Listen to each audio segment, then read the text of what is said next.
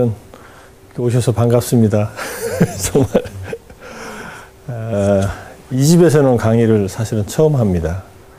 전에는 강의를 좀 했었는데, 그래서 오늘 일단은 저녁반하고 낮반하고 두 개를 했는데, 저녁반을 하시면은 어려우신 분들도 계시죠.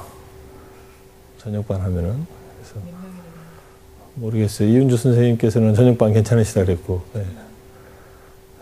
그래서 어떠세요? 조영희 선생님. 7시? 7시부터는 괜찮으세요? 7시, 9시는 괜찮으세요? 7시부터 9시는. 예, 예. 예. 상관은 없지만은 좀. 우리 신현주 선생님만 조금 불편하신가요? 밤길에 불편하신 거죠? 가시는 길이 멀었어? 올 때 오는 시간도 그렇고 가는 것도 무서우세요? 낯선 동네라가지고 지금 이제 서울에 사는 30년을 그 동네를 살아서 다 그냥 때문에. 그래서 제가 지금 고민이 좀 됩니다. 저녁반에는 몇 분 오실 것 같아요. 많이 오실지는 모르겠지만, 그래서 일단은 오늘 해보고 저녁반으로 통폐합을 하는 게 낫겠다는 생각을 해서. 근데 일단은 1월, 2월은 괜찮습니다. 3월부터 저녁반으로 다 옮기셔도 되고. 일단 1월, 2월은 진행할까요? 낮반으로? 괜찮으시고. 예. 둘이서 얘기 나눴어요. 방학 전까지는 괜찮으시고. 예, 예. 그러면 1, 2월은 일단 가고 3월부터는 제가 지방으로 가서 주말에 좀 일을 해야 될 일이 있어서 월요일 날 오후에나 올라올 수 있을 것 같아서 조금 생각을 해보죠. 일단은 진행합시다. 그러면 낮반으로 1월, 2월 합치면은 몇 번, 8분 정도 되나요? 설날 때 한 번 쉬고 아마.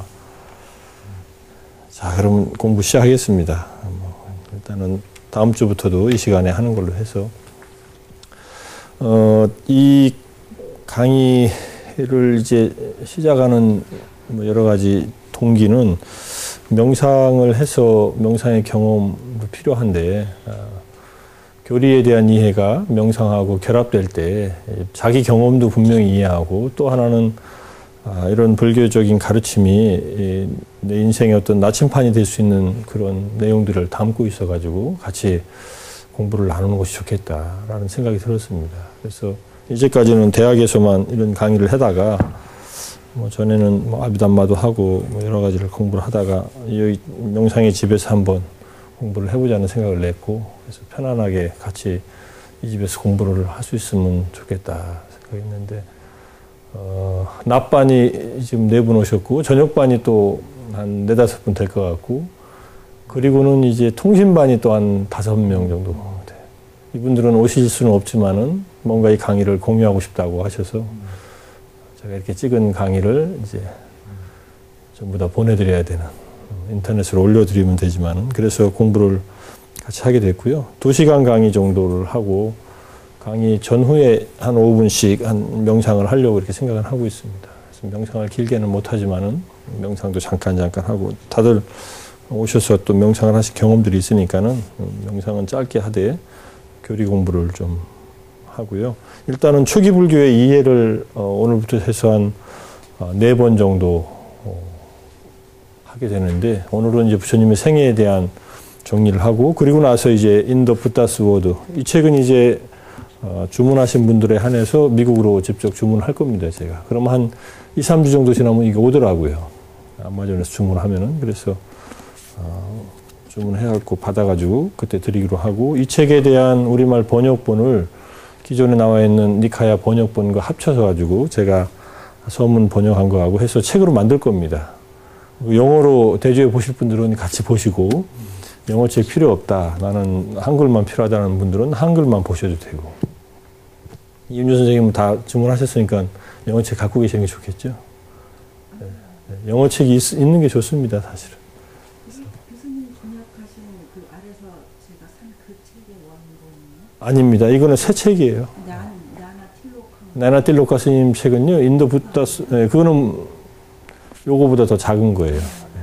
조그만 책이에요. 이거는 지금 굉장히 큰 책이라서 이거는 그 비구 보디 스님, 미국에서 지금 살고 계시는 보디 스님이 2005년도에 가을에 만드신 책인데, 제가 2005년도 12월에 스님을 직접 뵙고서 좋은 책이 내셔가지고 그때 막 사인도 받아오고 그랬는데, 사인 받은 책은 제가 안 갖고 있고 아이들이 갖고 있지만은, 그래서 이걸 번역을 우리말로 했으면 좋겠다는 생각은 하면서도 아직 게을러서, 또 출판사 한 2군데 알아보니까는 이거 책 내기 좀 부담스럽다고 그러더라고요.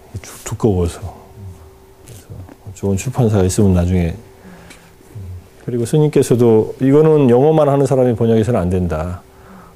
자기가 빨리어에서 영어로 번역했으니까 빨리어 원문을 대조해가면서 영어를 볼 줄 아는 사람이 그렇게 번역을 해야 된다라고 그때 처음 뵀을 때 그러시더라고요. 번역에 대한 의향을 말씀드리니까. 그래서 뭐 빨리어로 대조하는 작업이 그렇게 간단치만은 않은 작업이라서 그냥 기존에 나와 있는 우리말 번역, 특히 이제 초기불전연구원에서 나와 있는 번역을 중심으로 해서 자료를 제가 만들어가지고 이제 책으로, 책 묶으면 아마 한 400~500페이지 될 거예요. A4로 묶으면 한 300~400페이지 될 거고, 그렇게 해갖고 아예 책으로 만들어가지고 제가 그걸 드리고 그걸로 이제 같이 읽어나가면서 공부를 하겠습니다.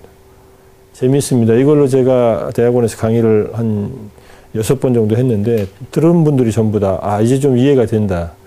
초기 불교의 가르침의 전체적인 모습이 무언가 하는 것이 이해가 된다라고 얘기를 해서 상당히 좋은 책이라고 생각을 하고, 그래서 공부를 해왔습니다. 자, 이거에 들어가기 전에 제가 그동안 지금 오늘 이제 보여드리는 이 강의, 파워포인트 강의는 뭐 제가 불교 철학이나 다른 데서 강의하는 그 내용들입니다. 그래서 기본적으로 초기 불교에 대한 얘기를 이해할 수 있는데, 이제 오늘 붓다의 생애에 대한 공부를 하고, 그 다음에 초기 불교 특징은 다음 시간에 이제 공부를 하고, 그 다음에 사성제에 대한 공부를 해서 이제 4주에 마치나 5주에 마치나 모르겠네요. 어쨌든 시작을 해보겠습니다.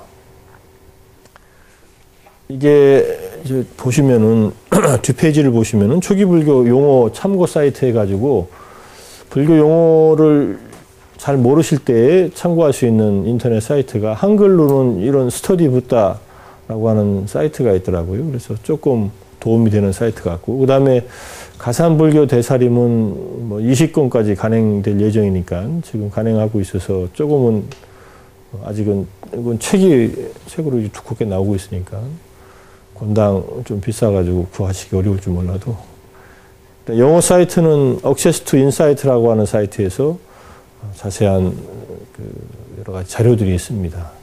미국에서 만들어져가지고 쭉 자료 정리를 하고 있고요. 그 다음에 전자불교사전, 디지털 딕셔너리 오브 부디즘이라는 사전이 있어서 여기 들어가면은 이제 불교 용어들이 영어로, 주로 이제 우리말 번역보다는 영어 번역, 뭐 이런 번역이 중심이 돼가지고 영국에서, 지금 일본에서 활동하고 있는 찰스 뮬러 교수가 만든 사전이 있어서 뭐 학생들한테 이런 것이 있으니까 더 공부하고 싶은 학생들은 모른다고, 또 용어 모른다고 이렇게 타박하지 말고 들어가서 좀 찾으면서 공부를 해라, 뭐 이렇게 얘기를 했는데, 천천히 보겠습니다. 자, 초기 불교 문헌에 대한 빨리어 문헌 약어가 있는데, 제가 여기서 만든 자료들은 비평적 팔리 사전이라는 크리티컬 팔리 딕셔너리라는 사전이 있습니다. 덴마크에서 시작된 사전인데, 사전이 다 못 끝나고 지금 한 100년 이상 지났는데, 모음 끝나고 자음 들어가다 말았어요. 너무 자세히 만들다가 다 못 끝낸 사전인데, 거기에 나와 있는 약어를 따랐는데, AN은 앙구타라니카야, DN은 디가니카야, DHP는 담마파다라는 약어입니다. 그 다음에 JA는 자타카, 부처님 전생 이야기, MN은 마찌마니카야, SN은 상유타니카야. 이런 것은 AN, DN, MN, SN은 기본적으로 다 아는 내용인데, 갑자기 AN이 뭔가 이렇게 보시면은 앞으로 오셔서 앙구타라니카야 약어구나. 대림 스님이 번역한 6권짜리 앙구타라니카야를 기본적인 참고 텍스트로 삼았고요. 디가니카야는 강목 스님이 번역하신 거, 또 마찌마니카야는 대림 스님이 작년에 번역하신 거, 상유타니카야는 2009년에 강목 스님이 번역하신 거, 두 분이 번역하시면서 서로 이렇게 체킹을 해줘가지고 그래도 우리가 좀 읽기 쉬운 번역이 되어 있습니다. 나중에 책 밑에 있으니까 한번 갖다가 보시고요. 그 다음에 위나야는 VIN, 그 다음에 비슈티마카, 위슈티마카라고 하는 것은 VISM. 이것도 대림 스님이 번역한 책이 있어서 이런 것들이 약어로 중간중간에 나오니까 뭐 참고로 한번 보시고요. 중간중간에 궁금하신 거는 그냥 질문하셔도 괜찮습니다. 뭐 아무거나 좋습니다. 제가 이게 무슨 강의한다고 해서 뭐 대학 강의식으로 하는 게 아니라 공부 모임이라고 생각하시고 편하게 자료를 보여드리는 거니까. 자, 그럼 이제부터 붓다의 생애부터 보겠습니다. 부지런히 봐서 부처님의 생애를 공부하는 이유는 우리가 한 종교를 이해하는 데는 그 종교를 만든 분의 삶이 그 종교의 성격을 규정하고 있습니다, 사실은. 그러니까는 불교를 공부하는 사람들은 부처님의 을 많이 닮아가는 듯한 그런 또는 비슷한 사람이 불교를 공부하는 그런 느낌도 받게 되는데 일단은 부처님의 생애를 보는데 역사적 인물인 석가모니 부처님, 석가족의 성자인 석가모니 부처님에게서 시작하는 종교이기 때문에 부처님의 생애에 대한 이해가 불교 이해에 아주 중요하다. 초기 경전에 주로 나타난 부처님의 삶을 정리하는데 대승경전이 아닌 초기 경전을 통해서 봐야만 부처님의 인생에 대해서 우리가 보다 더 선명한 그림을 그릴 수 있기 때문에 그 다음에 전생 이야기에서 깨달음까지를 먼저 정리하고 그 다음에 깨달음 후에 이제 완전한 열반에 이를 때까지. 근데 이 순서는 이렇게 되어 있지만은 전체적으로는 전생 이야기부터 완전한 열반에 이르기까지, 그 다음에 초기 승단 이야기까지 들어가 있는데 나중에 자료집에 보시면은 맨 뒷자료집에 초기 승단에 구성되는 과정까지를 이제 보실 수 있습니다. 오늘 드린 자료가 아니라 이제 130페이지짜리 지금 자료집 제본해가지고 지금 돌아다니고 있는 그걸 다음 주에 드리겠습니다. 자, 먼저 연등불 이야기부터 시작합니다.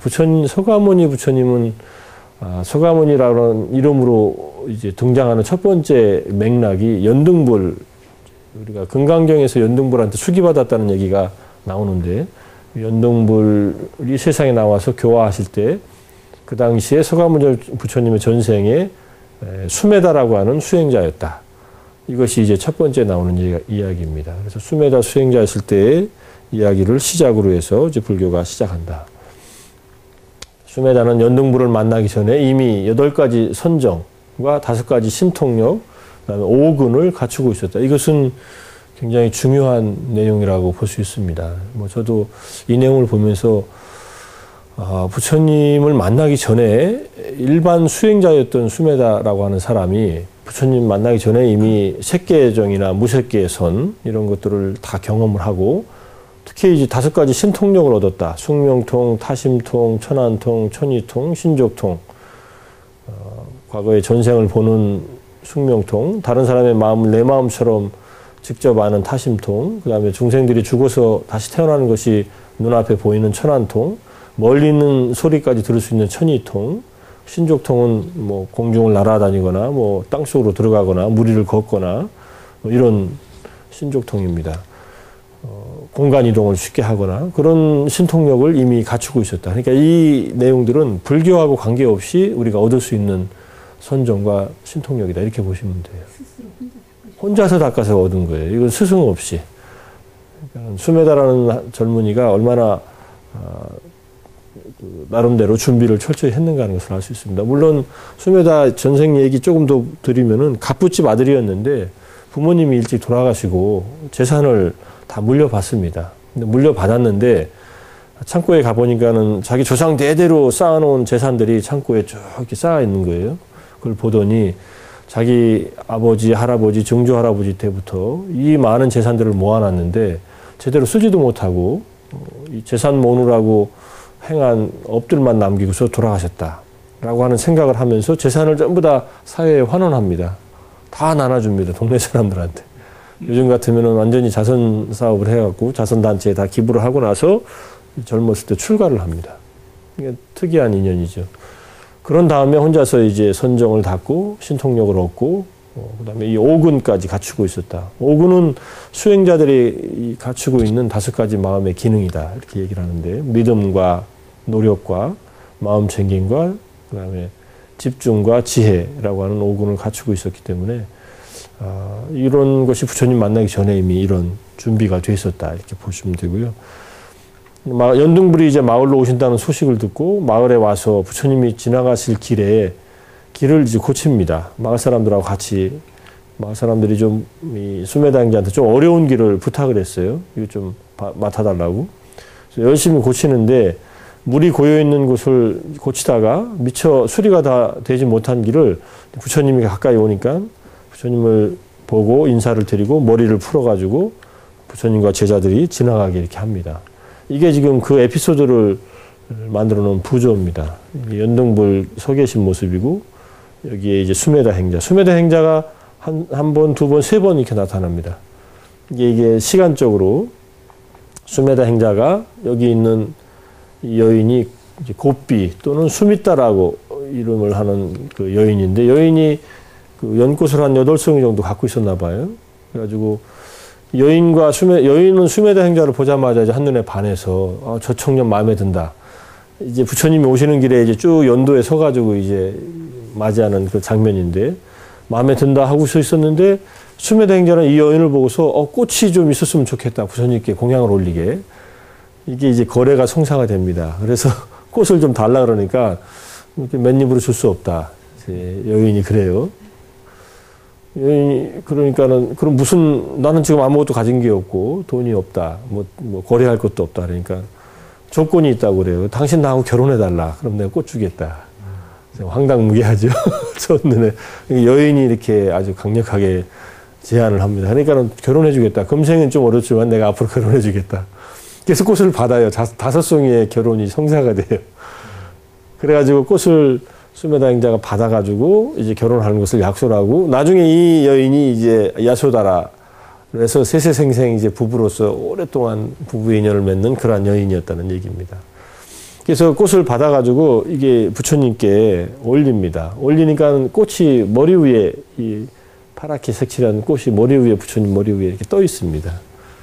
신기한 내용이지만은 또 올라가지고 그 다음에 이제 머리를 굽혀가지고 이제 자기 머리를 풀어가지고 이제 부처님께서 제자들과 함께 지나가게 쭉 합니다. 그 다음에 부처님이 수메다 행자를 보면서 이제 예언을 해줘요. 붓다가 될 예언을 쭉 해줍니다. 이렇게 내려다보면서 이 청년은 특이한 청년이다 해가지고 보니까는 이게 부처가 될 씨앗이 있구나라고 해서 예언을 해주니까 예언을 받은 수메다 행자가 너무 기뻐서 공중으로 이렇게 뛰어오른 장면입니다. 저기는 기쁨은 칭찬은 고래도 춤추게 한다 그런 뜻이 동화 같은 얘기지만은 그래서 뛰어 올라가지고 수메다 행자가 부처님 앞에서 공중에서 합장하고 있는 모습. 부처님께서는 종종 나중에 이제 수행하다가 기쁨의 이 감격에 의해서 기쁨이 생겨가지고 공중으로 이렇게 튀어오르는 용수철처럼 그런 장면들이 종종 나옵니다. 마음의 힘이 기쁨은 우리 몸을 가볍게 해가지고 저렇게 한다는 얘기인데 이게 이제 에피소드로서 연등불과 만났던 얘기입니다. 그 중에 이 내용이 자세히 써 있는 글은 대불전경이라는 경전, 마하붓다암사라고 하는 글인데 그것이 이제 우리말로 10권으로 번역되어 있습니다. 거기에 제2권에 미얀마의 초대 근현대의 초대 삼장법사이신 스님께서 지은 부처님의 이야기를 10권으로 이제 만들었는데 그걸 우리말로 번역을 했어요. 최봉수 선생님이 번역을 오랫동안 하셔가지고 낸 책에 자세한 이 에피소드가 있습니다. 책 제 방에 있는데 나중에 보시고 싶은 분은 자세하게 한번 보세요. 자, 그래서 연등불의 예언, 이게 지금 쭉 얘기를 연등불 부처님 보더니 사아성지 10만 급 후에 석가모니라는 붓다가 될 것이다. 그다음에 그 다음부터 이 예언을 받은 다음부터가 이제 보살이 됩니다. 아무나 보살이 되는 게 아니라 내가 지금부터 보살이 되겠다 해서 보살이 되는 게 아니라 초기 불교의 맥락에서는 부처님으로부터 직접 부처가 될 것이라고 하는 예언을 받는 순간부터 보살이라고 하는 존재가 됩니다. 보살은 보디사타라고 합니다. 팔열은. 그래서 보디, 깨달음에 대해서 마음이 지향점을 정한 사람, 완전한 깨달음을 이루려고 하는 마음을 확고하게 가진 사람, 깨달음에 매달려 있는 사람, 이런 뜻입니다. 깨달음에 대한 집착이라는 말이 아니라 이때는 깨달음을 얻겠다는 이제 큰 원을 가지고 있는 사람, 이런 식으로 해서 보디사타라는 말이 됩니다. 근데 당시 수메다 행자는 마음만 먹으면 아라한이 될 수 있는 길을 선택할 수도 있었는데 큰 원을 가지고 있었기 때문에 붓다가 되는 길을 선택했다. 아라한이 되는 길과 붓다가 되는 길은 사실은 나중에 이제 자세한 얘기를 드리겠지만은 기본적으로는 동질성도 있고 이질성도 있습니다. 붓다가 되는 길은 훨씬 더 멀고 많은 덕을 쌓아야 되는데 아라한이 되는 길은 자기 내면의 번뇌를 소멸하면 아라한이 되기 때문에 저는 비유를 그렇게 합니다. 예컨대 지리산을 올라갈 때 천왕봉으로 올라가는 길을 아라한은 자기가 가는 길만 딱 코스를 정해가지고 쭉 올라가는 분이에요. 그럼 천왕봉 산 꼭대기에 올라가겠죠. 근데 부처님은 그렇게 안 올라가고 온 산을 다 돌아다닙니다. 꼭대기에 올라가기 전에.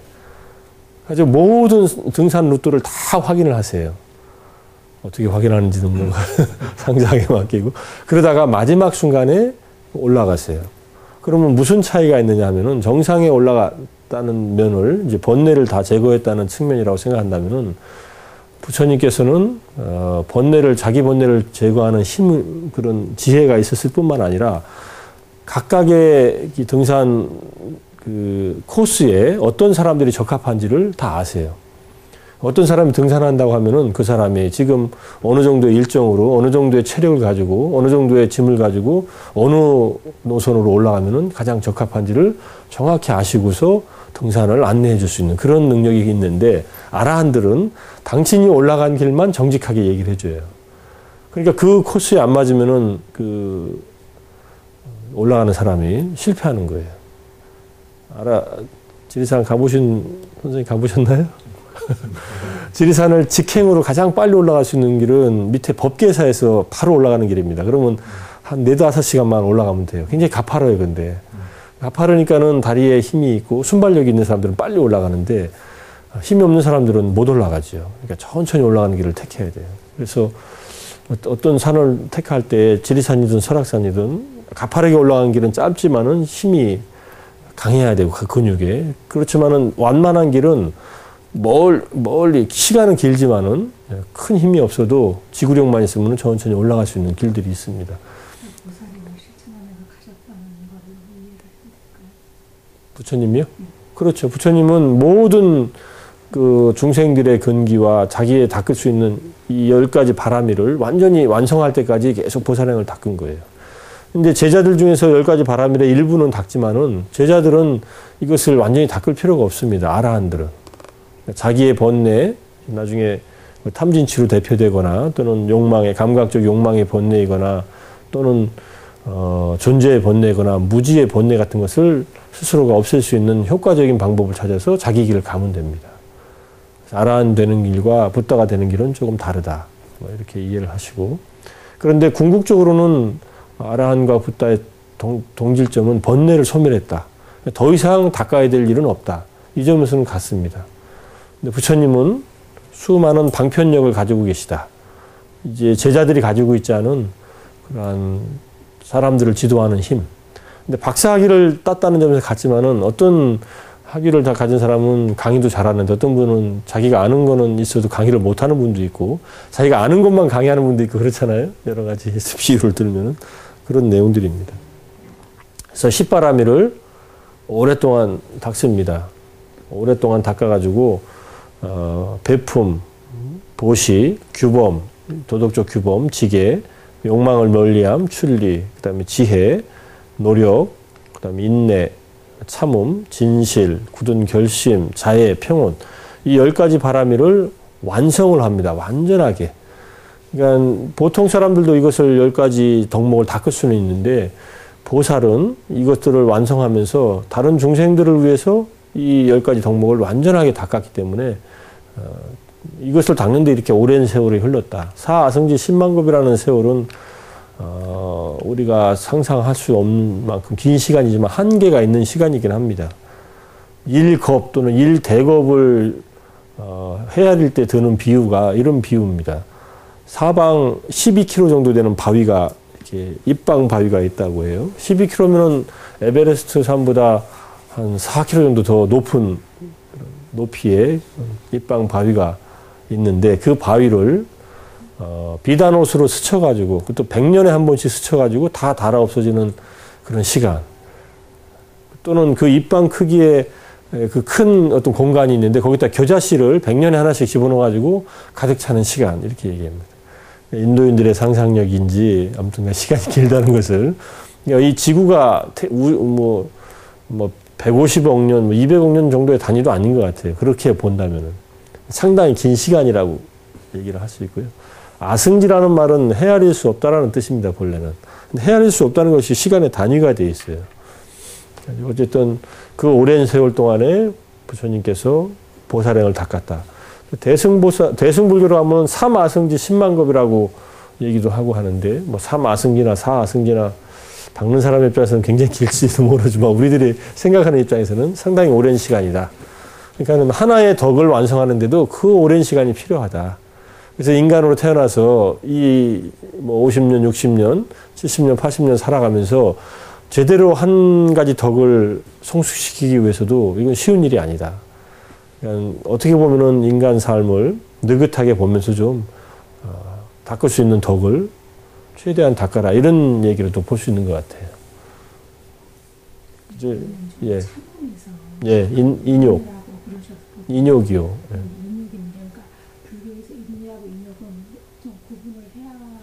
근데 비슷합니다. 누가 나한테 욕을 했을 때 일단 참는 거죠. 그걸 인내라고도 하고 인욕이라고도 하죠. 아니면 내가 지금 어려움을 겪어요. 뭔가 몸에 통증이 있어요. 이거 뭐 통증이 있다고 아우성 쳐봐야 이게 아픈 것이 없어지는 것도 아니라면 인내하는 거죠. 근데 인욕이라고 하면은 누가 나에게 뭔가 해를 끼치거나 내 기분을 나쁘게 했을 때 참는 것을 인욕이라고 한다면은, 인내는 스스로가 견디는 힘인데 결국은 같은 차원의 면을 갖고 있죠. 인내라고 인욕이라고 같이 쓰는 것 같은데 뭐 다른 의미가 있습니까? 인욕이 훨씬 더 네. 광범위하고 네. 욕된 것을 참을 네. 수 있는 그런 거니까 네. 그거 하다 보니 탓이면 빌려지는 어떤 방식이 되지 않나. 근데 이제 원래 팔리오는 같아요. 칸티라고 하고 인내라고도 번역을 하고 인욕이라고도 번역하니까 저거는 견디는 거예요. 견디는데 자기가 내면에서 어려움을 스스로 견디는 것을 우리는 인내한다라고 하는데, 누가 나한테 해코지를 하는데도 참는 것을 인욕이라고, 욕되게 하는데도 참는 것을 인욕이라고 하는데 기본 견디는 마음은 같은 거죠. 견뎌주는 거예요. 나중에 저 칸티가 이제 부파불교로 가면은 하나의 지혜로서 얘기가 됩니다. 어려운 것을 견디면서 이해하는 것, 고통이라고 하는 것을 견디면서 그것을 이해하는 힘을 이제 인자를 씁니다. 인욕보살 이런 말들을 한 걸로 네. 훨씬 인욕이라는 그 해석이 불교적인 것 같은. 그게 이제 우리말 뉘앙스가 이제 그런 말이 있으니까요. 그러니까 인욕이라는 말이 본래 한문으로 정착된 용어이고, 요즘 말 인욕이라고 만약에 밖에 나서 인욕한다 그러면은 못 알아들을 거예요. 우리들은 알아들어도. 그래서 인내하라, 좀 참아라 하면은 알아듣죠. 그래서 사실은 쉬운 말로, 우리말로 써놓은 거예요. 참음. 그 다음에 지게라는 말도 못 알아들어요.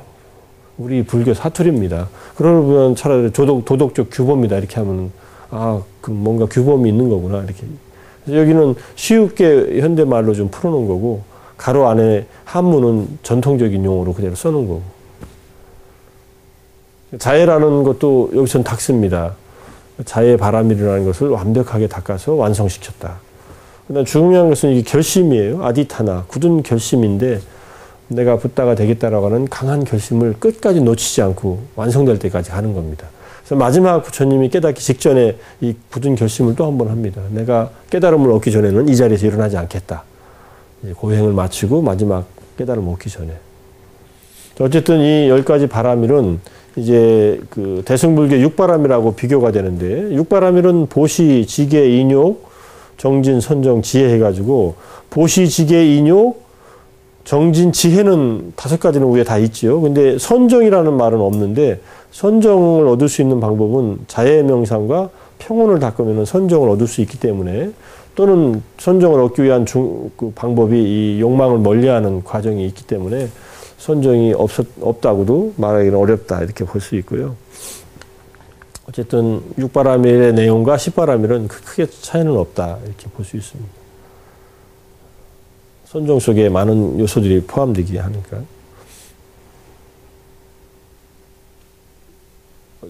이해가 되세요? 괜찮으세요? 네.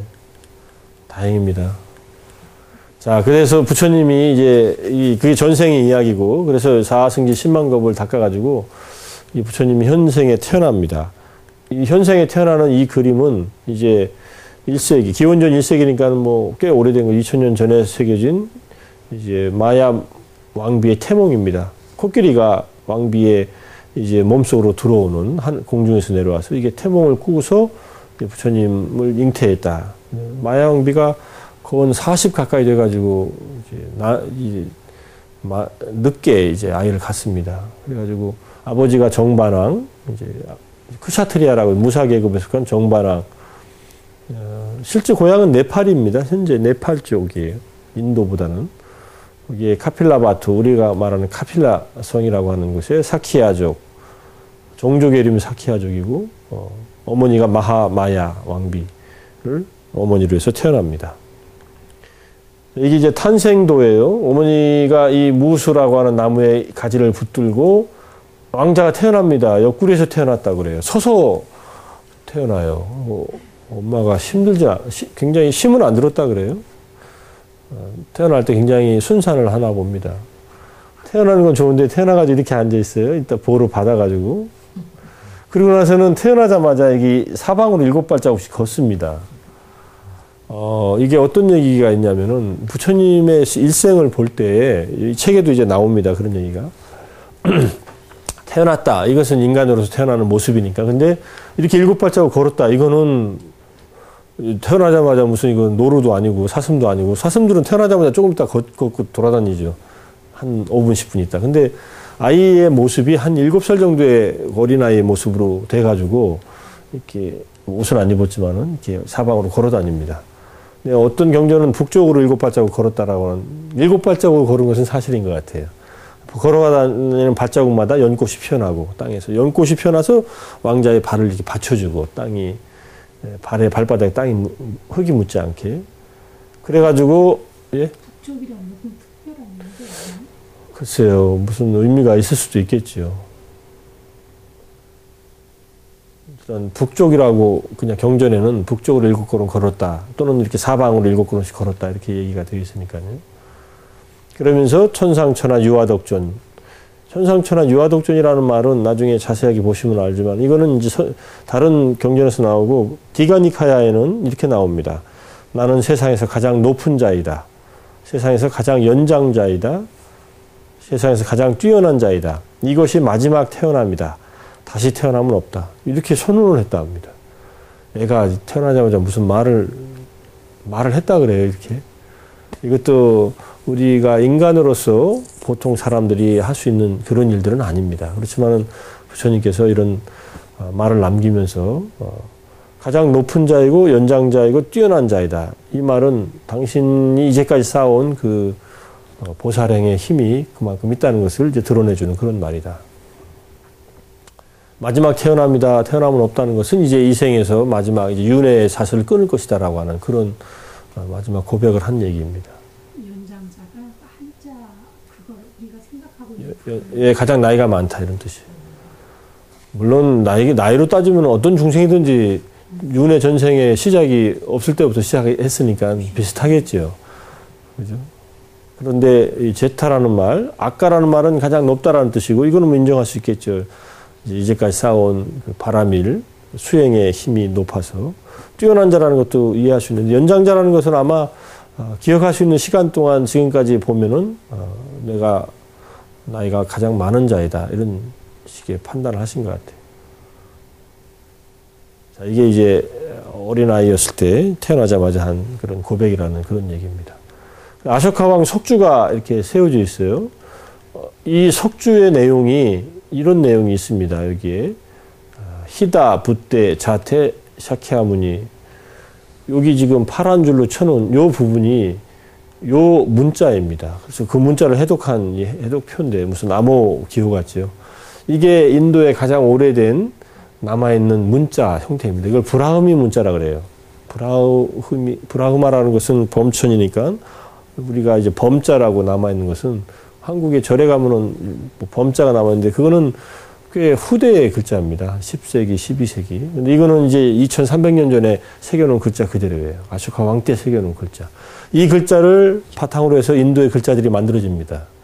지금 현재 인도 글자를 데바나가리라고 하는데 알파벳을 그 글자도 여기서부터 만들어지고 인도 주변의 모든 나라들의 글자, 태국, 미얀마, 스리랑카의 글자들도 다 이곳에서부터 파생돼 나온 글자들이에요. 글자의 원형이. 그래서 히다, 여기에 히다, 붓대, 자테, 샤키아무니 이렇게 돼요. 예전에 이제 동경에 있을 때 이 아쇼카왕 척주는 다 읽어봤어요. 그 클래스를 하면서 뭐 대단한 내용이 있는 것 같은데 큰 내용은 없더라고요. 근데 이것이 발견됨으로써 이 석주가 지금 전체 길인데 이게 굉장히 높습니다. 꽤. 이 석주가 지금 파손되지 않고 남아있었던 이유는 12세기에 이슬람들이 여기 쳐들어왔을 때 불교도들이 이걸 다 묻어버립니다. 땅속에다가. 땅속에 들어가 있어요. 그러니까 이게 구릉처럼 이렇게 언덕으로 돼가지고 묻혀 있었어요. 그래서 이걸 발견한 게 19세기 말에 커닝햄이라고 하는 영국의 그 고고학자이자 장군이 이 숲에 들어가서 이걸 발견합니다. 그래가지고 부처님의 이 글씨를 이제 해독하면서 이 브라미 문자를 해독하는데 이것을 해독하게 될 때는 그냥 이걸 보고서 해독한 게 아니라 아쇼카 왕 때 이게 세운 거거든요. 2300년 전에 부처님 멸반하시고 200년 후에 아쇼카 왕이 인도를 통일하고 인도 전역에다가 이런 석주나 마의 석칙 같은 것을 만들면서 진흥왕 순수비처럼 이렇게 자기의 통치 이념을 새겨놓습니다. 또는 이 부처님의 법에 대한 이건 부처님 4대 성지에다가 이런 석주 같은 걸 세워놓고서 여기는 부처님께서 태어나신 곳이다. 여기는 부처님께서 깨달은 곳이다. 여기는 부처님께서 첫 번째 법문하신 곳이다. 여기서는 부처님이 열반하신 곳이다. 이런 기록을 남겼는데 이 서북인도라고 하는 것은 지금 파키스탄 이쪽 지역이거든요. 알렉산더 대왕이 인도를 침공하기 한 때가 아쇼카 왕보다 100년 전 일입니다. 그래서 인도에 들어왔다가 파키스탄 지역에서 국경을 못 넘고서 거기서 돌아가다가 죽었거든요. 알렉산더가. 근데 알렉산더가 온 만큼 식민지를 만들어 놓고 갑니다. 박트리아 왕조라고 하는. 근데 그 왕조에 그리스 사람들이 살고 있었기 때문에 그쪽 국경지대에다가 이 브라흐민 문자하고 그리스말하고 같이 써놔요. 글자를. 바이링구얼로. 그러니까는 전라도하고 경상도 근접 지역에 경상도 사투리와 전라도 사투리를 같이 새겨놨다. 이렇게 보시면 돼요. 그 다음에 고구려 저 국경지역에 만주어와 고구려 이걸 같이 새겨놨다. 그래서 그 두 가지 언어를 같이 비교해가지고 이렇게 하나하나 알파벳을 풉니다. 이, 우, 이런. 그래가지고 이것을 해독하게 돼요. 이제 나폴레옹 때 로제타 스톤이라고 하는 그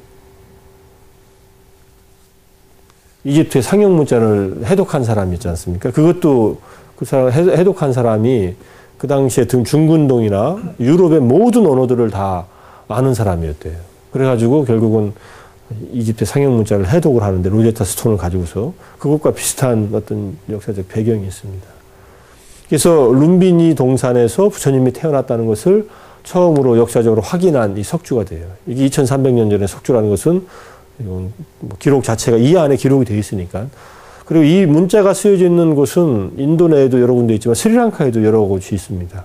스리랑카는 아쇼카 왕의 아들인 마힌다 장로가 불교를 처음 전한 곳이고, 그래서 스리랑카에 지금 가보면은 동굴 위에 이 문자가 쓰여져 있어요. 이렇게 2300년 된 이제 동굴이죠.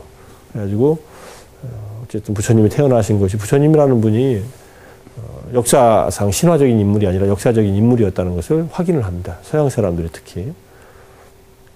이거는 이제 인터넷 위키피디아 사이트에서 이렇게 요 글자에 대한 원형을 따왔다는 얘기고요.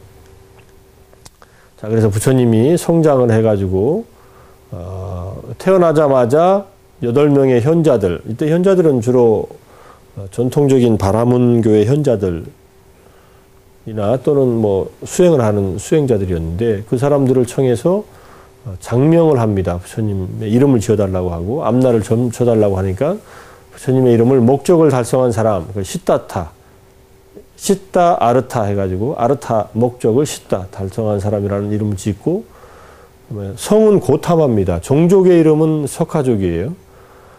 고타마라는 성을 가진 시달타라는 이름을 가진 사람이에요. 그래서 부처님을 그 말씀 호칭을 할 때 고타마 붓다라는 말을 씁니다. 고타마시여. 우리말로 하면 김 선생님 할 때 고타마라는 말을 씁니다. 고타마라는 말은 소 중에 가장 뛰어난 소라는 그런 뜻입니다. 고가 소고 타마가 가장 뛰어난 이런 뜻이니까. 전륜성왕이나 또는 정등각자가 될 것을 예언합니다. 그러니까 전륜성왕이 될 것이다라고 하는 예언을 들었을 때는 왕이 굉장히 좋아했다가 출가하면 정등각자가 될 것이다라는 말을 듣고서는 왕이 조금 걱정을 하죠. 출가 안 했으면 좋겠는데, 내 후계자가 됐으면 좋겠는데. 요즘에 부모님하고 똑같은 생각이죠. 아들이 출가한다 그러면 출가 안 하고 그냥 결혼해가지고 잘 살았으면 좋겠는데 이런 생각하고 똑같습니다. 자기 가업을 잘 이었으면 좋겠는데. 그래서 부족함이 없는 왕자 시절을 보냅니다. 그 당시에 네팔, 지금도 그렇지만 우기와 건기와 겨울이 있는데, 겨울은 그렇게 많이 춥진 않는데, 근데 물론 거기가 설산이 있기 때문에, 히말라야가 바로 있기 때문에, 만년설에 늘 보이는 곳도 있고, 세 가지 계절에 어울림이, 부족함이 없는 그러한 궁전을 만들어줘서 향락의 생활을 보내게 합니다. 이 향락의 생활이 감각적인 쾌락을 얻는 생활이고, 부왕이 제공해 주니까는 나름대로 여러 가지 조건을 갖춘 생활을 했겠죠. 그래서 학문과 무예를 익히고 16살에 야쇼다라, 아까 수메다 행자였을 때 연등불 초소에서 그 연꽃과 서로 거래를 한 그 아가씨하고 다시 만나가지고, 근데 본래 사촌지간입니다. 인도의 이 당시에는 사촌끼리 결혼을 해요. 그러니까 아버지 댁에 가면 형제인데 밑에 사촌지간끼리 같이 결혼하고, 야쇼다라는 데바다타의 동생입니다, 사실은. 데바다타가 나중에 부처님한테 여러 가지 어려운 일을 하지만은 서로 아버지가 수파부타라고 하는 아버지이고, 수파부타와 이 부처님의 아버지인 정반왕, 이 두 분은 형제지간이고 이렇게 되어 있습니다. 서로 사촌지간들이. 자, 그래서 결혼을 해가지고 이제 사는데, 이 얘기는, 결혼을 했다는 얘기인데, 이제 어린 시절에 이제 부처님께서 중요한 경험을 하나 합니다. 이게 7살 때였다는 말도 있고, 9살 때였다는 말인데, 이 모습은 7살 모습은 아니죠. 청년이 됐을 때 모습이죠. 근데 원래 이 농경지에 나갔을 때는 어렸을 때 얘기입니다. 7살이라고 기본적으로 해두면은, 부왕이 참가하는 농경지에서 왕자는 거기 참여했다가 나무 밑에 앉아가지고 명상을 해가지고 호흡을 관찰하는 수식관을 통해서 첫 번째 선정을 체험합니다. 이게 자타카에 나오는 얘기인데, 이 선정 체험을 처음 해가지고 나중에 고행을 그만두고 난 그때의 이 시절의 선정 체험이 굉장히 중요한 하나의 단서가 됩니다. 부처님께서 수행을 호흡을 관찰하는 수행을 하려고 하는 수행법을 따라가지고 명상을 경험하고 이제 깨달음을 얻게 되는 그런 하나의 중요한 단서가 된 그런 경험을 7살 때 합니다. 자, 이 얘기는 나중에 가서 한 번 더 드리고요. 그 다음에 이제 잘 사는데 29살이 돼가지고 갑자기 마음이 허전했든지, 이제 출가할 때가 됐든지, 전설에 의하면, 경전에 의하면 이제 부처님이 출가할 때가 됐다고 해서 천신들이 노인과 병자와 죽은 자의 모습을 하고 부처님께서 외유를 하실 때 밖에 누워 있었다, 이렇게 얘기를 합니다. 부처님이 이제 왕자 시절에 29살에 이제 사문유관이라고 하는 동서남북 또는 동남서북 이렇게 순서대로 이렇게 갔다는 얘기도 있고, 동서남북으로 갔다는 얘기도 있는데, 노인, 병자, 죽은 자, 그 다음에 마지막 북쪽으로 가가지고 출가 수행자를 만납니다. 북쪽하고 아마 이것도 하나의 좋은 그 방향인지도 모르겠습니다. 북쪽이라는 방향이. 출가 수행자를 만난 곳은 북문으로 나가서 만났으니까. 여기는 이제 복수에 가득 차니 병자를 만난 그런 사진인데, 충격적인 체험을 한다는 것이, 이제까지 노인을 봐도 별 의식이 없었는지, 노인을 안 봤는지, 병자를 봐도 그렇게 아픈 사람이 없었는지, 또는 죽은 자는 못 봤을 가능성이 높지요.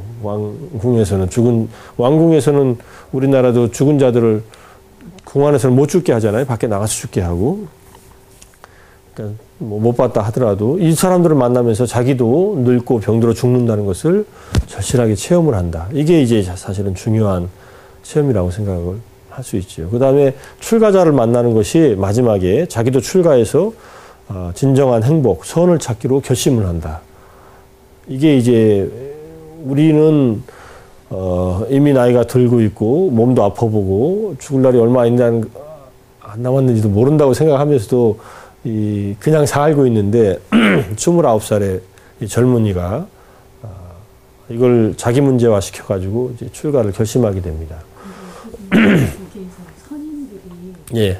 그렇게 뭐 병자 뭐 이런 식으로 해가지고서 그렇게 되었다면은 예. 그럼 조금 매우 이상해지는 거죠. 선인들이요? 그러면 선인들이 아니라 천인들이, 천상의. 그렇게 되면 예. 운명적으로 이 양반은 수행자가 될 수밖에 없는 그게 자기 스스로 그 길을 택한 게 아니라 그 길을 택하는데 도움이 되는 거죠. 조언을 해준 거죠. 자기 스스로 택하지요. 그런데 부처님께서 금생에 이제 깨달음을 얻을 것이라는 것을 천인들은 어느 정도 알고 있죠. 천상의 존재들은. 그래서 그 경전이 이제 나옵니다. 나중에. 그 천사들이 나타나서 이제, 그러니까 나중에 이제 죽어가지고 우리가 죽어서 이제 염라대왕 앞에 갔을 때 염라대왕이 묻는답니다. 너는 내가 보낸 사자, 천사를 보지 못했느냐? 보지 못했습니다. 너는 병자를 보지 못했느냐? 또는 노인을 보지 못했느냐? 이렇게 질문을 한답니다. 봤습니다. 그들이 내가 보낸 사자다. 그들을 봤을 때 너도 그렇게 된다는 것을 알고서 삶을 좀 더 잘 살았어야 되지 않느냐? 그러네요. 내가 잘 못 살았네요. 그래서 이렇게 사람들이 생각을 한답니다. 그게 이제 천인들에 대한 또는 염라대왕의 사자들이 우리 인간의 모습으로 하고서 나타났다는 것을 비유적으로 설명한 내용인데, 사실은 뭐 그런 내용들을 우리가 이건 신화적인 내용이다라고 생각할 수도 있고, 그럴 수도 있었겠다라고 생각할 수도 있으니까. 그러니까 눈이 밝았기 때문에 예. 그걸 더 캐치를 했겠지요. 그러니까는 충격적인 경험이라는 것은 보통 사람들은 29 되기 전에 그런 경험들을 다 하죠. 주변에서. 그죠? 더 어렸을 때도 할 수 있는데 못하게 막아놨다가 갑자기 노인이나 병자나 죽은 자를 보니까 이게 충격을 받은 거예요. 그리고 자기도 그렇게 된다는 것을 마부가 알려줍니다. 마부는 찬나거든요. 나중에 출가를 하는데 마부도 부처님의 시종이었던 마부가 그런 질문 과정에서 나도 늙느냐, 나도 병드느냐, 나도 죽느냐 하니까는 왕자님도 똑같이 늙고 병들어 죽습니다. 하니까는 자기 인생을 이제 그 일종의 실존적 한계 상황이죠. 누구나 늙어 병들어 죽을 수밖에 없다는 것을 자기가 자각했다는 것은 굉장히 중요한 자각이다라는 것을 보여주고 있다. 그래서 이제 결국은 늙음과 병듦으로부터 만족할 수 없는 괴로움으로부터 벗어나서 그런 길을 찾고자 젊음과 건강과 수명에 대해서 지니고 있는 도취를 버렸다. 이게 제일 도취라는 것은 거기에 취해 있는 거예요. 빠져 있는 거예요. 나는 젊다. 그다음에 나는 건강하다. 또는 나는 당분간 살 것이다. 나는 잘 죽지 않을 것이다. 죽지 않을 것이다라는 것도 우리는 죽음을 늘 다른 사람의 죽음만 경험하지 내 죽음을 경험하는 순간에 이 세상 사람이 아니잖아요. 그래서 이 도취에 빠져 있습니다. 어떠신가요? 저도 당분간 안 죽을 것 같아요. 한 평균 연령으로 봐도 20, 30년은 더 살 것 같고, 우리가 나이가 들면은 이제 평균 연령이 90세, 100세가 될지도 모르겠고, 앞으로 이제 20, 30년 더 지나면은, 그죠? 근데 그런 생각들을 갖고 사는데, 부처님은 그걸 다 내려놓은 거예요. 나는 언제 죽을지도 모르겠다 하는 생각을 하게 됐다는 얘기.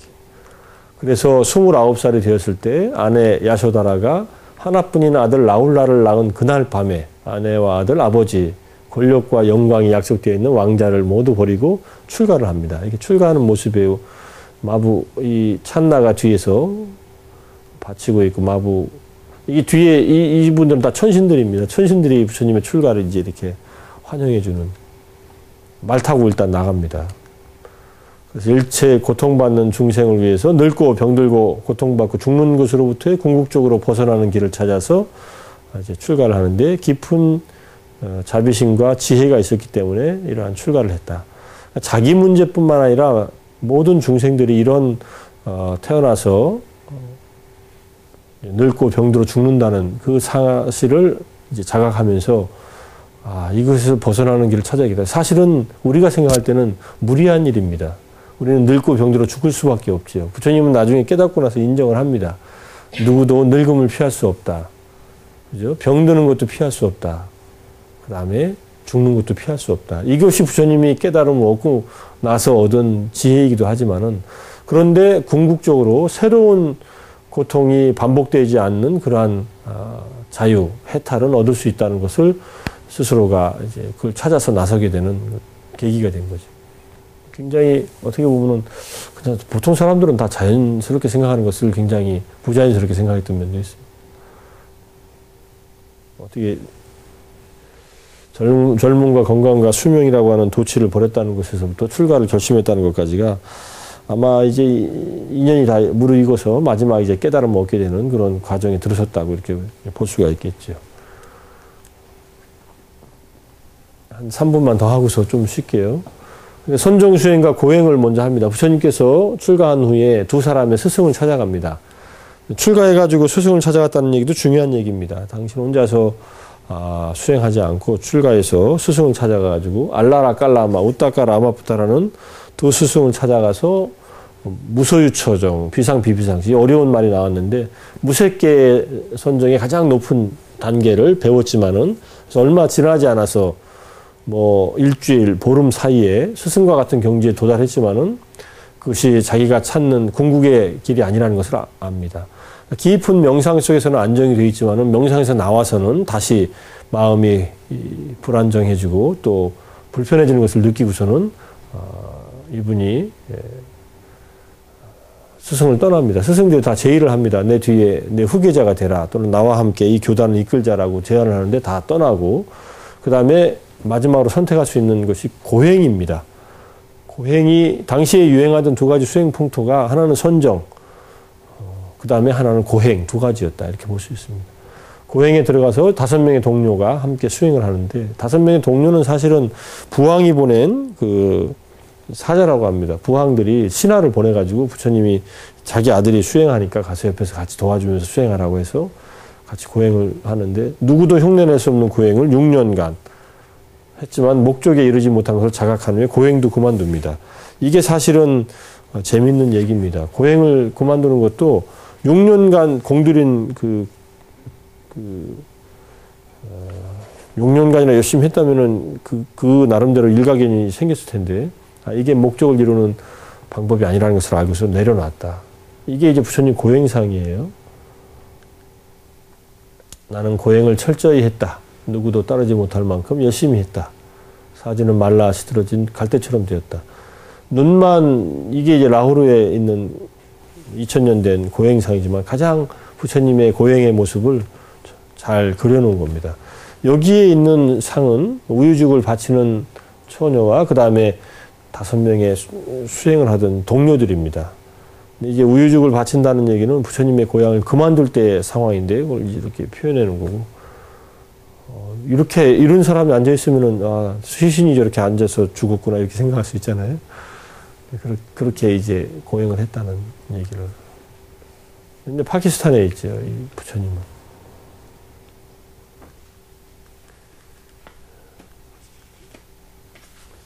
그 다음이 지금 우리가 나눠드린 자료에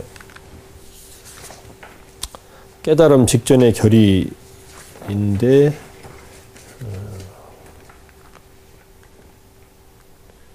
마지막 결심을 이렇게 하십니다. 이 몸이 가죽과 힘줄 뼈만 남고 이제 부처님께서 고행을 그만두시는데 고행을 그만두실 때의 상황이 있습니다. 여기는 지금 자세하게 상황이 없지만 이 고행은 목적을 이루지 못하게 한다. 그러면 어떤 것이 목적에 이르게 할 것인가 라고 반성을 하시다가 내가 태자 때 경험했던 첫 번째 선정, 호흡을 관찰하다가 얻었던 첫 번째 선정이 감각적 쾌락에 의존하지 않으면서도 기쁨과 행복을 경험했었는데 감각적 쾌락이라고 하는 것에 빠지면은 위험하지만 그것이 없는 기쁨과 행복은 혹시 이게 깨달음에 이르는 길이 아닐까라고 반성을 합니다. 그리고 이전에 배웠던 것들 다 내려놓고 7살 때의 경험으로 다시 돌아가가지고 수행을 호흡을 관찰하는 수행을 합니다. 그래가지고 그 관찰을 해야겠다라고 마음을 먹고 우유죽을 드시고 건강을 회복하고 나서 그 다음에 마지막에 이제 기력을 회복하고 이 결심을 하면서 또 앉습니다. 이 몸이 가죽과 힘줄 뼈만 남고 피와 살은 다 말라서 죽게 되는 한이 있더라도 완전한 깨달음을 이루기 전에는 이 자리에서 일어나지 않겠다. 굉장히 굳은 결의를 하고 이제 자리에 앉는 겁니다. 그래서 용맹정진인 장좌불화와 무문관 수행의 효시라고 이렇게 써놨는데 장좌불화는 두타행의 한 방법이기도 하고 눕지 않는 겁니다. 누워서 생활하지 졸릴 때도 눕지 않고 잘 때도 눕지 않아요. 그냥 오랫동안 앉아 있고 앉거나 서서 명상을 하고 무문관이라는 수행은 이제 방 안에 들어가면 밖에서 문을 다 걸어 잠그고 빗장을 걸어 잠그고 음식만 넣어주고 이렇게 수행하는 수행하는 방법이 있습니다. 한국에 무문관이 한 5군데 정도 있는데 정초에 제가 그 간포에 있는 관음사 무문관에 옆에서 좀 지내다가 왔는데 어쨌든 스님들이 한 11명 정도가 무문관에서 3개월 결제 들어가서 지내고 계시더라고요. 일체 서로 소통 없이 음식만 하루에 한 번씩 넣어주고 자기 수행을 하고 있습니다. 자, 일반적으로 고행이 무의미하다고 얘기하지만은 부처님은 고행을 통해서 엄청난 힘을 얻었다는 것을 알 수 있습니다. 그래서 고행 기간 중에도 5가지 마음의 기능 5군, 믿음과 정진, 마음챙김, 집중과 지혜를 갖추고 있었음을 우리가 수타니파타 개송 432에서 435 개송에서 볼 수 있습니다. 이게 단순하게 고행이 무익하다는 게 아니라 고행을 통해서 엄청난 힘을 경험했다. 그리고 올바른 수행의 길을 가려고 하는 그런 의식은 깨어 있었다.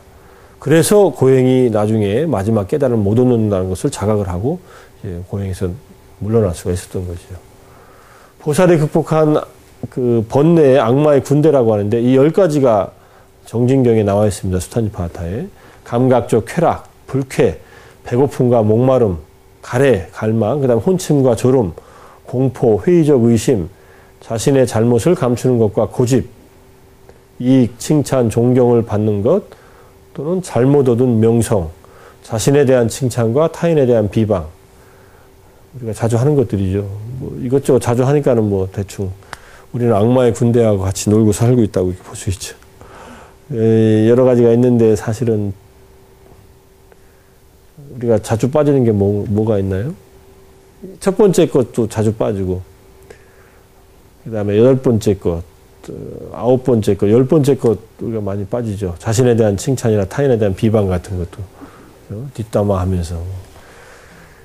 그러니까 이런 것들이 우리가 스스로를 불편하게 하는 그런 번뇌라는 얘기입니다. 그래서 이런 번뇌들을 마지막에 완전히 이거는 마군이에요. 악마의 군대들이에요. 악마의 군대들 뒤에는 악마의 대장이 있습니다. 그 대장은 결국은 탐진치예요. 특히 그 중에서도 무명이라고 하는 번뇌라고 할 수 있습니다. 이제 초기불교 번뇌라는 글을 제가 써놓은 게 있으니까 이것들은 우리들의 내면에 부딪혔던 내면적인 번뇌라고도 할 수 있습니다. 밖에서 악마의 군대라고 하지만은 나중에 또 나오지만은 누진통할 때 얻은 그 번뇌가 3가지 번뇌라고 하는 것이 이제 나오지만 그게 이제 여기서 나오니까 자, 불굴의 정진력을 바탕으로 사선정을 경험하고서 행복한 어떤 그런 선정의 경험을 하고 나서 그 다음에 사선정을 닦으면은 마음이 집중되고 기쁨과 행복과 평온을 경험하기 때문에 사실 불교 수행은 행복한 길이다. 불교 수행은 하면서 이렇게 얼굴이 인상 쓰고 이렇게 괴로워하는 그런 길이 아니라 하면 할수록 편안하고 행복한 그런 길이다. 이게 이제 경전에도 자주 나옵니다. 부처님 제자들은 어떻게 안색이 저렇게 좋습니까? 뭘 그렇게 잘 먹어서,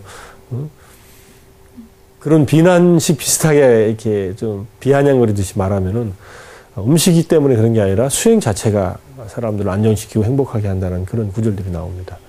그래서 첫 번째, 초야, 저녁 6시에서 8시까지, 저녁 6시에서 10시까지 4시간 정도 동안 숙명통을 얻고, 그 다음에 저녁 10시에서 새벽 2시까지 사생지, 천안통을 얻고, 마지막 새벽 2시에서 6시 사이에 누진통을 얻습니다. 숙명통, 천안통은 전생에 대한 그 확인입니다. 자기 전생을 확인하고 다른 사람이 죽어서 태어나는 것을 확인했다. 전생을 확인했다는 얘기는 삶은 이게 일회성이 아니라 끊임없이 반복되는 어떤 그런 흐름 속에 있는 것이었구나 하는 것을 확인하고 마지막에 아라한이 되면서 붓다가 되는 부처님은 이때 아라한이 되면서 붓다가 됩니다. 아라한이 됐다는 말이 바로 이 세 가지 번뇌가 끊어졌다는 말인데 감각적 욕망, 존재, 무지의 세 가지 번뇌. 욕망을 추구하는 것은 욕계에 태어나게 하고 존재의 번뇌는 색계와 무색계에 태어나게 하고 무지의 번뇌는 윤회의 아주 바탕이 되는 그러한 번뇌입니다. 그래서 욕망과 존재의 번뇌, 무지의 번뇌. 우리가 자해명상을 하면요. 좋은 존재의 어떤 태어날 수 있습니다. 그죠? 행복한 경험을 많이 하고 그것이 집착을 하면 번뇌가 되는 거예요. 그거에도. 그 자체가 다 잘못된 게 아니라 그것을 집착하면은 거기에 번뇌에 물들게 된다. 그래서 좋은 경험을 하고서 내려놔라. 이런 얘기예요, 사실. 마지막에 무지를 없애야만 궁극적인 이 윤회에서의 벗어남 또는 괴로움에서 벗어나기 때문에 이 세 가지 번뇌를 벗어났을 때 이게 누진지의 핵심입니다.